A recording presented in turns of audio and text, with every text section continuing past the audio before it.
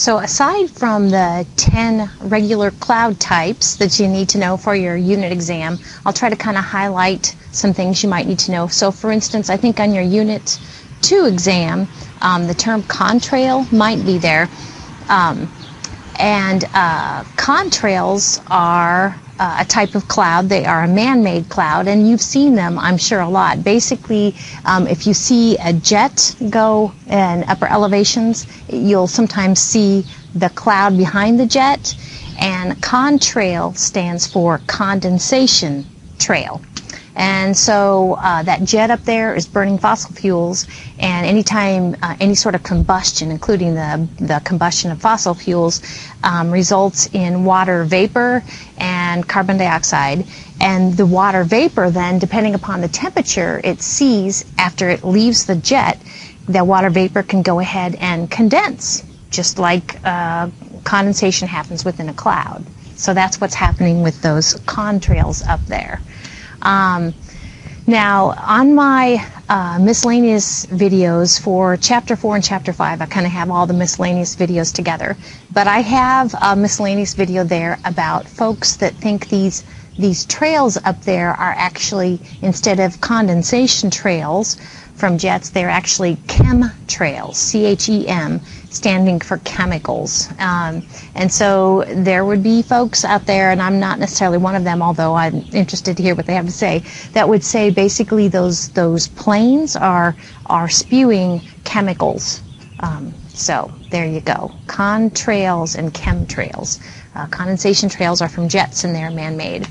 So actually this is kind of a satellite view of several crisscrossing contrails left by jets. And like any other cloud, they can have, actually during the daytime, can have a cooling effect. So contrails, these man-made clouds up there, actually can affect our overall weather, our surface temperatures. So other miscellaneous clouds. The last one, the lenticular cloud, is probably the most interesting, I think. But we have cirrus. Remember the cirrus, the mare's tails clouds? I'm going to show you a picture of something called a cirrus Uncinus. Sorry, I'm butchering that. But you'll notice it looks kind of like a mare's tail. It's an upper level flat cloud. Fractus, like the definition says, it's kind of a stratus or cumulus cloud. So that would be kind of a lower level cloud, right? That's kind of broken up. Lenticular clouds, the thing I think is cool about them, and I'll show you a picture of them in a minute, is lenticular clouds have been mistaken for UFOs. Lenticular clouds, if you think of a contact lens, kind of like this, that's what a lenticular cloud kind of looks like. And it hovers. Lenticular clouds appear to stay in one place for a long time. So this one over here is the type of cirrus, mare's tail cloud, cirrus Uncinus. Okay, it could be a precursor of bad weather. I think the kind of wispiness in general is kind of showing you some fast-paced winds. As you go up in elevation, the winds in the troposphere anyway go faster and faster, but that's kind of really some kind of crazy wind shear up there. Down here we have the fractus clouds. This is cumulus fractus. So I mentioned lenticular clouds. Sometimes that type of special cloud makes it to my unit exams. Lenticular cloud, I said, kind of takes a lens shape, kind of like this, where they're associated with mountains. You can kind of see that there.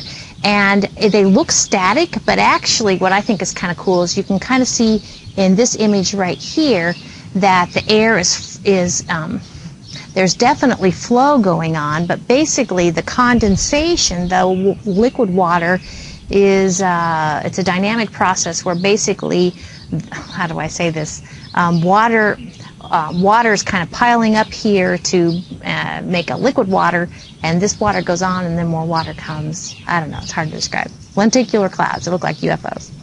Other miscellaneous clouds. I mentioned the 10 cloud types, and in 06, as I understand it, there was a movement, and I don't know if it's still out there, to add an 11th type of cloud. And I'll kind of show you a picture of this cloud called asperatus clouds and see if you've seen these before. remember we said, and I don't know if this is, what I did was just basically Google it and Google images. Let me open one up, let's see. We said that cloud types, the 10 cloud types, you have to say whether they're flat, they give a stratus name, or fluffy, gives kind of a cumulo name, and the elevation. And these actually, I guess, aside from what I just said, what's noticeable about these is they don't have flat bases. Most clouds have kind of begin at what we call the lifting condensation level, the elevation at which you need to lift that chunk of air in order for condensation to begin. Okay, most clouds have flat bottoms. And what happens here is, can you kind of see what happens in all of these asperatus clouds is they have kind of a little bit of dip in them, which is kind of creepy. So, you know, if you've seen these, you know, I've seen these before, and they are kind of creepy. And so these are an asperatus cloud. And to me, what they look like is they have a bit of kind of something's going on above the cloud. They tend to be kind of a flat cloud, but there's something making it kind of jiggle.